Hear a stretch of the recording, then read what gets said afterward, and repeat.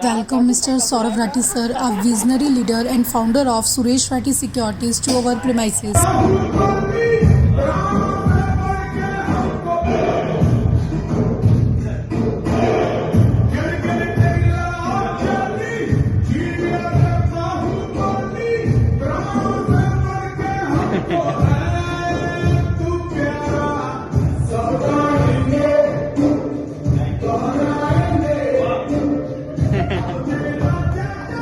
आज हमारे बीच में जोधपुर से सौरभ जी राठी आए हुए हैं और आज हम उनसे पूरा मार्गदर्शन लेंगे।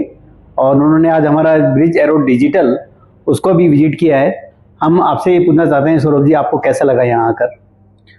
नमस्कार साथियों, मैं बताना चाहूँगा कि मुझे बिल्कुल भी नहीं लग रहा कि मैं झुंझुनू के अंदर हूँ। मुझे ऐसा लग रहा है कि मैं गुड़गांव या बेंगलोर के किसी आईटी हब में हूँ। मैं बधाई देना चाहूँगा मेरे प्रिय भाई श्री नितिन जी अग्रवाल को कि उन्होंने शेखावटी वासियों के लिए ये ऐसा अद्भुत टेक्नोलॉजी प्लेटफॉर्म उपलब्ध कराया है। जब ये मुझे सब प्रोडक्ट्स की जानकारी दे रहे थे तो मुझे ऐसा लग रहा था कि नितिन जी आप तो हमेशा इतने फॉरवर्ड रहते हो, ये चीज इतने टाइम बाद क्यों लेके आए? ये तो आपको 10 साल पहले यहाँ पे लेके आ जाना चाहिए था। और जो लोग ने अभी तक ये सेंटर विजिट नहीं किया है, मैं उनसे बोलूंगा कि definitely it's a must visit site. Jhunjhunu में शायद अब रानी सती मंदिर के बाद में यही एक स्थान ऐसा है जो आपको निश्चित विजिट करना चाहिए। और ना ही विजिट करना चाहिए, ये कोशिश करनी चाहिए कि जो भी आपके सेटअप्स है, whether you have your education setups, hospital setups, finance setups, यहाँ पे हर सेक्टर के प्राणी के लिए कुछ ना कुछ Nitin ji has tried to incorporate. सो मैं नितिन जी और इनकी पूरी ब्रिज एरो टीम को बधाई देना चाहूंगा for this fantastic show. Thank you. Thank you Saurabh ji. Stock market से रिलेटेड कुछ क्वेरीज है सर, हम आपसे डिस्कस करना चाहते हैं, कुछ आपके व्यूज जानना चाहते हैं। एट फर्स्ट तो हम जानना चाहते हैं मार्केट इंडियन इकोनॉमी का आउटलुक क्या आने वाले अपकमिंग ईयर्स में? देखो बेटा, ऐसा है कि आई थिंक इंडिया पूरे वर्ल्ड में is the place to be. आप यूएस चले जाइए, यूएस में डेट इतनी हाई राइज हो चुकी है। चाइना में there are no people to serve the economy.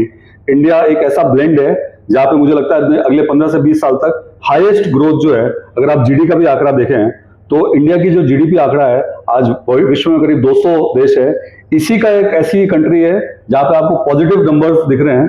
तो मेरे हिसाब से आपको और आप जैसे यूथ को पूरा निश्चिंत रहना चाहिए कि इंडिया में जो निवेश है, अगर 10 से 15 साल का होराइजन आप लेके चल रहे हैं तो there is nothing wrong in it. As compare to other economy हमें इंटरनेशनल मार्केट में करना चाहिए या इंडियन इकोनॉमी में ही इन्वेस्ट करना चाहिए? आपको 99.9% पैसा हिंदुस्तान मार्केट में लगाना चाहिए।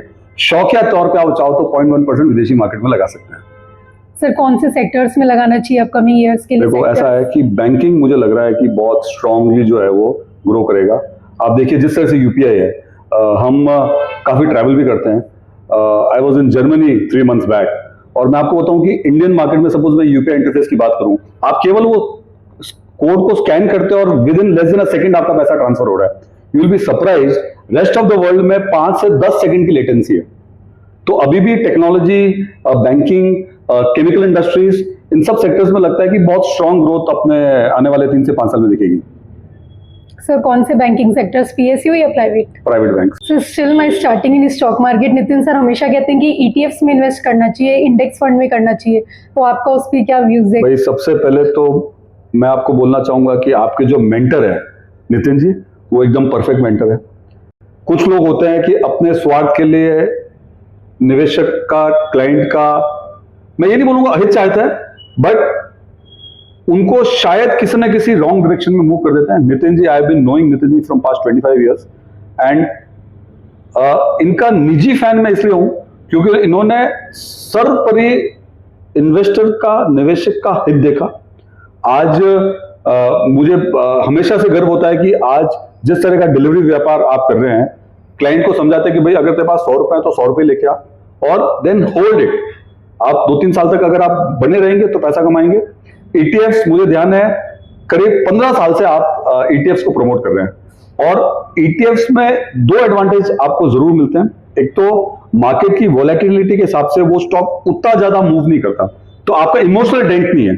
आज जैसे सपोज कुछ टाइम पहले इंडेक्स 10% डाउन था, बाकी स्टॉक 25 से 30% डाउन थे, ETF सिर्फ 10% डाउन थे क्योंकि वो मार्केट को रेप्लिकेट कर रहे हैं।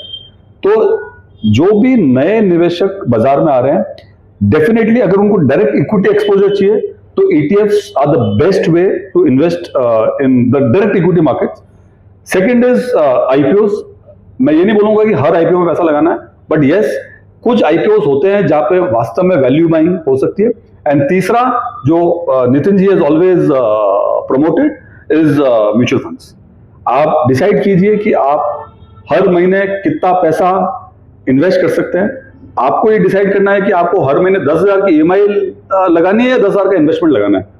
तो आपकी क्षमता की फाइनेंशियल कैपेसिटी के अनुसार अगर अपन इन ETFs through direct equity markets, primary markets में IPOs, एंड अगर ये दोनों आपको लगता है कि यार मेरे समझ में नहीं आता और मैं रोज रोज I don't wish to check my stock prices, तो डेफिनेटली म्यूचुअल फंड्स एक बहुत बढ़िया जरिया है। मैं खुद पर्सनली पिछले 20 साल से म्यूचुअल फंड्स में रेगुलर मंथली इन्वेस्टमेंट कर रहा हूं and very happy to have double digit returns.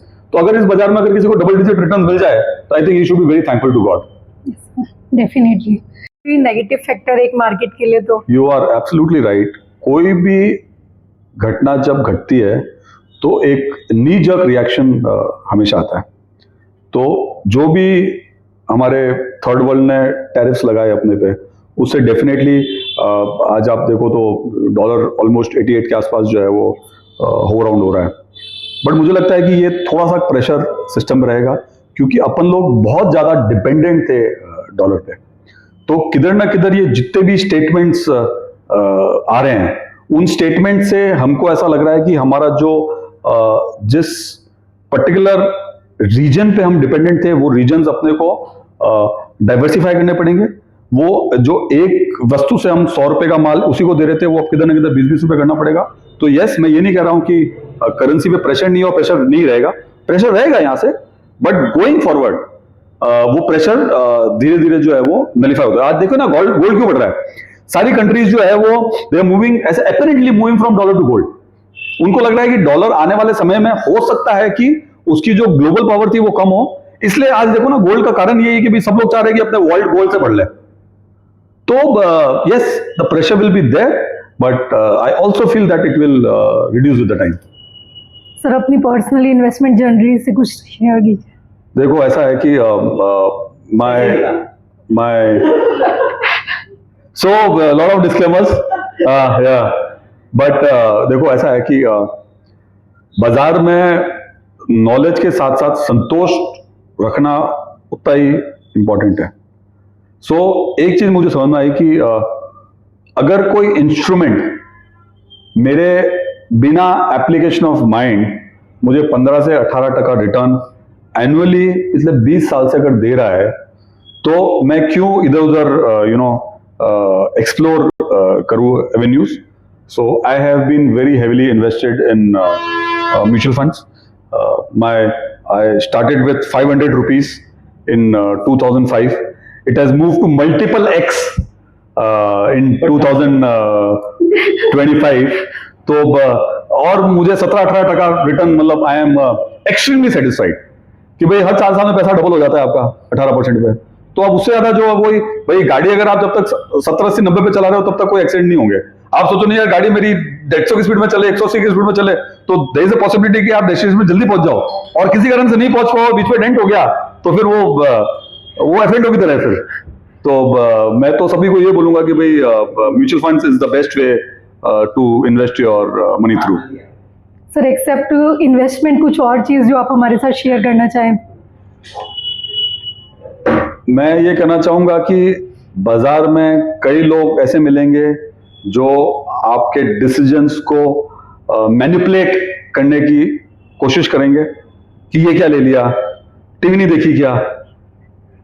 आज आप देखिए कि बाजार के इतने साल की हिस्ट्री में जो भी घटनाएं घटी, वो ऐसी घटना थी जो हिंदुस्तान को काबिल रखती थी कि भाई वो 5, 10, 15 साल। आज कोविड देखो ना, अब क्या था कोविड, मतलब चलो ये बाकी जितने भी फैक्टर्स है वो तो मुझे लगता है कि बहुत ही नगण्य है। कोविड एक ऐसा फैक्टर था कि जिसमें प्रैक्टिकली पूरे विश्व को 2 से 3 महीने तक अपने घरों में इनबाउंड रखने पर मजबूर कर दिया। इससे ज्यादा खराब तो फाइनेंशियल स्थिति नहीं हो सकती भैया। दुकानदार भी अगर चलो छोटा मोटा भी खराब हो तो 100 रुपए तो गल्ले में गिरता ही है। यहाँ पे तो ऐसी कंडीशन थी कि मतलब पूरा आपका गल्ला पूरा बंद पड़ा था, लॉक में था, 3 महीने कोई कुछ नहीं कर रहा था। Everyone was enjoying their great time with their family at home. अपन उससे भी उभर के आए हैं।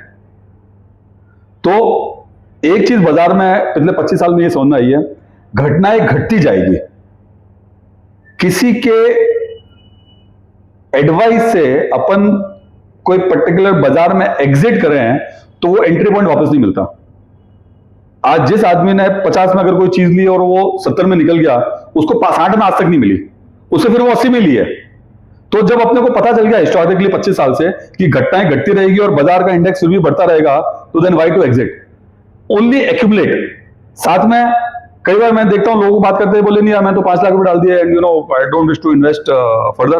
तो आपकी कैपेसिटी एक्स थी 10 साल पहले जब आपने 5 लाख रुपए निवेश किया, आज आपकी कैपेसिटी 10x है। तो किधर ना किधर वो पैसा भी आपको बाजार के अंदर इन्फ्लोज जो है वो रेगुलर बेसिस के ऊपर, अगर आप म्यूचुअल फंड कर रहे हैं तो म्यूचुअल फंड तो ऑटोमेटिक डिसिप्लिन वे में पैसा जाता रहता है। अगर आप डायरेक्ट इक्विटी में भी इन्वेस्ट कर रहे हैं तो आपको आइडेंटिफाई करने पड़ेंगे 5, 10, 15 स्टॉक्स जो नितिन जी जैसे एबल एडवाइजर्स बता सकते हैं, और उसको भी फिर कंसिस्टेंटली महीने 2 महीने 3 महीने में you have to keep investing. Thank you so much, sir, for joining with us. Thank you very much for asking wonderful questions, and I'm very impressed that a person of your age, probably in early 20s, asking such fantastic questions and making me also think कि मुझे जवाब क्या देना है। Thank you very much to you. Thank you. Thank you, sir.